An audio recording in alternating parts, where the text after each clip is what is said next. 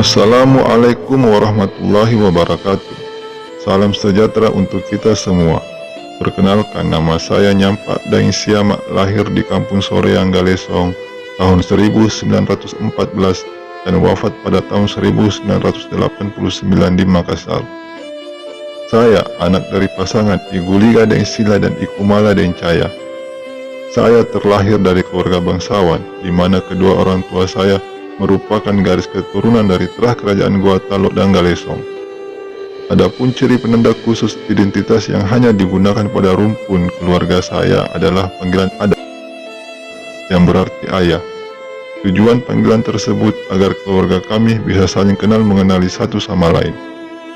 Sebutan panggilan adat tersebut diambil dari garis nasab laki-laki langsung dari leluhur kami yang secara turun-temurun digunakan oleh rumpun saya dan keluarga terdekat dari garis laki-laki seperti paman dari saudara ayah saya yang juga merupakan dari garis leluhur kakek yang sama. Ada atau ayah saya adalah seorang karaeng atau raja yang memimpin di wilayah Galesong, sedangkan ibunda saya sebagai ibu rumah tangga. Saya juga merupakan keturunan kelima dari Raja Talok yang digelar Karenga Tumenangari Talok dan Payung Rilu.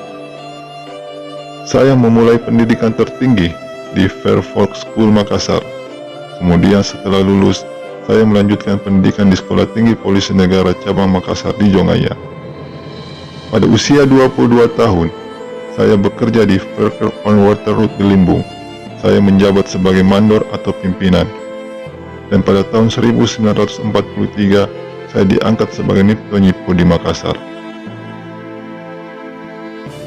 Pada masa proklamasi kemerdekaan Republik Indonesia tahun 1945, saya aktif dalam berbagai organisasi kegiatan pergerakan kemerdekaan. Organisasi yang saya ikuti ialah PNI, KRIS, dan Kesatuan Lipang Bajeng.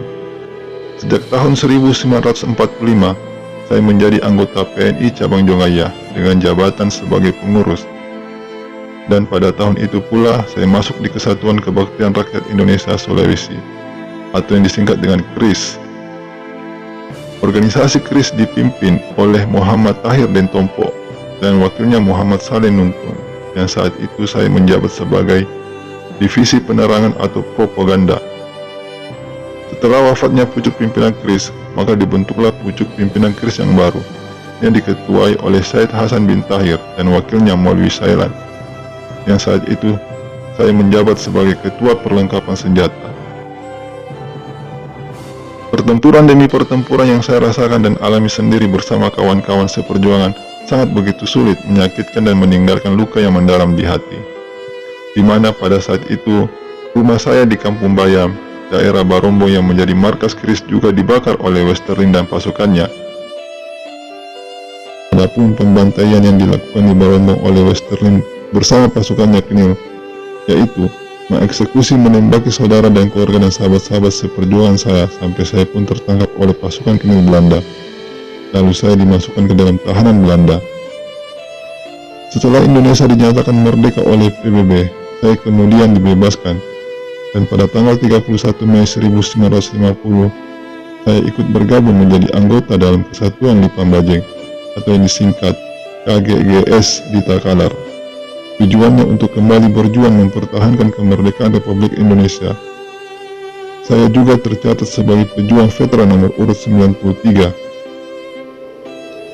Setelah Indonesia merdeka, saya sebagai anggota polisi turut aktif membantu Kesatuan TNI Brigade Mataram menumpas pemberontakan Knil Belanda atau RMS yang masih ada. Saya juga aktif mengikuti gerakan operasi militer terhadap peristiwa DITII Sulawesi Selatan sejak tanggal 20 Juni 1951 sampai 31 Juli 1952. Adapun tanda jasa yang saya peroleh antara lain, yang pertama, surat tanda bintang jasa pahlawan, yang kedua, surat tanda kehormatan, yang ketiga, Satya Lencana Gerakan Operasi Militer, yang keempat, Satya Lencana Bakti. Demikianlah uraian riwayat perjalanan hidup yang saya alami sendiri dari kejadian-kejadian yang telah saya lihat sewaktu saya menjalankan tugas perjuangan sewaktu melawan Belanda dan mempertahankan kemerdekaan Indonesia.